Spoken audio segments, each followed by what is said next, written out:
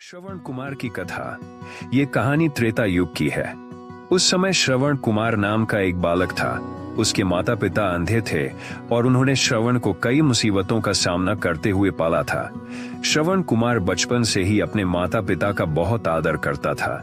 जैसे जैसे श्रवण बड़ा होता गया, उसने घर की जिम्मेदारी अपने कंधों पर ले ली।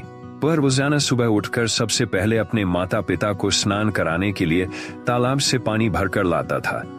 इसके बाद वह तुरंत जंगल की ओर लकड़ियां बीनने जाता।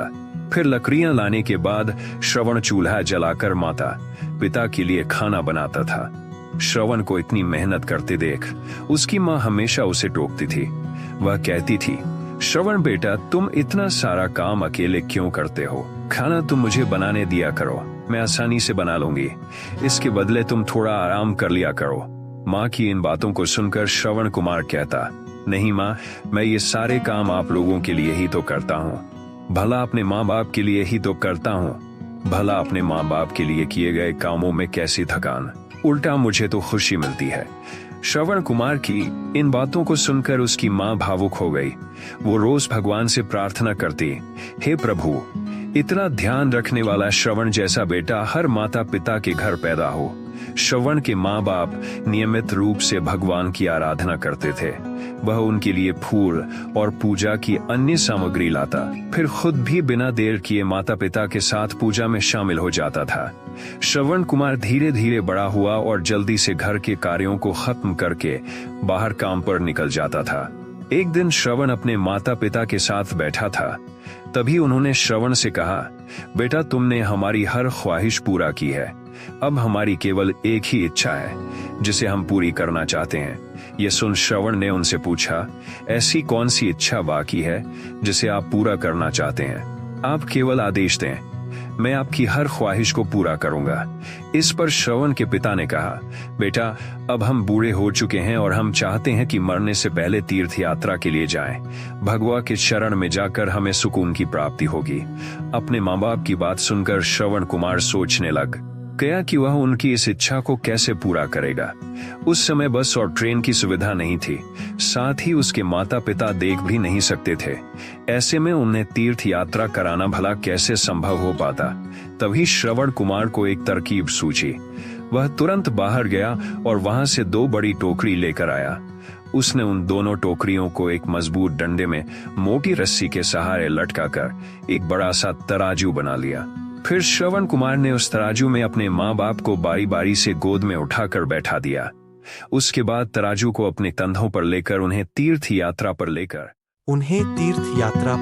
निकल पड़ा।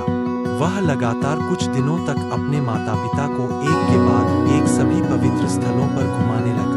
इस दौरान श्रवण कुमार ने अपने माता पिता को प्रयाग से लेकर काशी तक के दर्शन करा।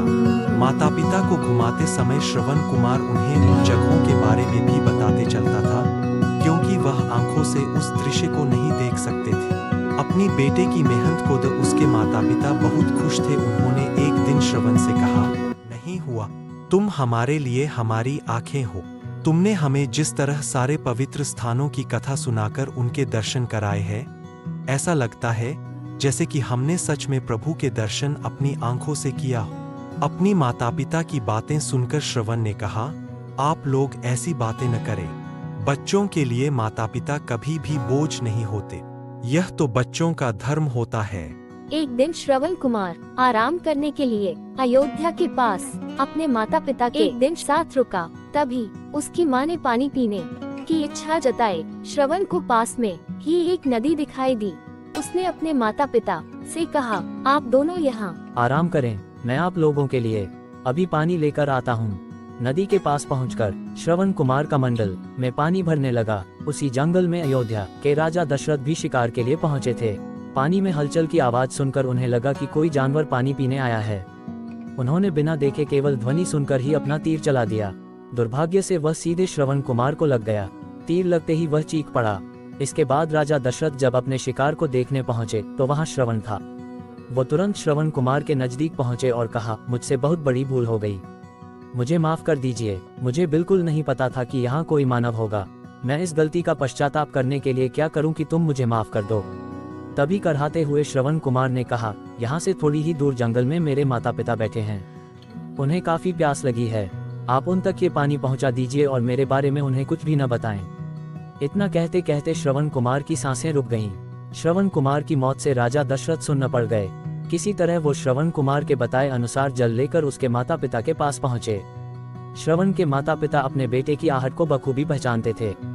जब राजा दशरथ उनके करीब पहुंचे तो उन्होंने आश्चर्य से पूछा, तुम कौन हो और हमारे श्रवण को क्या हुआ, वह क्यों नहीं आया? राजा दशरथ उनके सवालों का जवाब नहीं दे पाए। उन्होंने चुपचाप पानी उनकी तरफ बढ़ा दिया। तभी श्रवण की मां ने चिंतित स्वर में जोर से कहा, तुम कौन हो और मेरा बेटा कहाँ है, ये बताते क्यों नहीं हो? श्रवण की मां की चिंता देखकर राजा दशरथ ने कहा, मां मुझे माफ कर दीजिए, शिकार करने के लिए मैंने जो तीर चलाया था वो सीधे आपके बेटे श्रवण को जा लगा। उसने मुझे आप लोगों के बारे में बताया, इसलिए मैं यहाँ पानी लेकर चला आया। इतना कहकर राजा दशरथ चुप हो गए। राजा दशरथ की बात सुनकर श्रवण की मां जोर जोर से रोने लगी। उन दोनों ने अपने बेटे की मौत के गम में राजा दशरथ के लाए हुए पानी को हाथ तक नहीं लगाया। श्रवण के पिता ने तभी राजा दशरथ को पुत्र वियोग का श्राप दे दिया। कुछ ही देर बाद श्रवण के माता पिता ने अपने प्राण त्याग दिए। बताया जाता है कि श्रवण कुमार के पिता के श्राप के परिणामस्वरूप ही राजा दशरथ को अपने पुत्र राम से दूर रहने पड़ा था। राजा दशरथ के इस श्राप को पूरा करने के लिए ही भगवान राम को 14 वर्षों का वनवास हुआ, जिसका माध्यम दशरथ की पत्नी कैकेयी बनी। श्रवण के पिता की ही तरह राजा दशरथ भी अपने बेटे से दूरी को बर्दाश्त नहीं कर पाए और उन्होंने अपने प्राण त्याग दिए।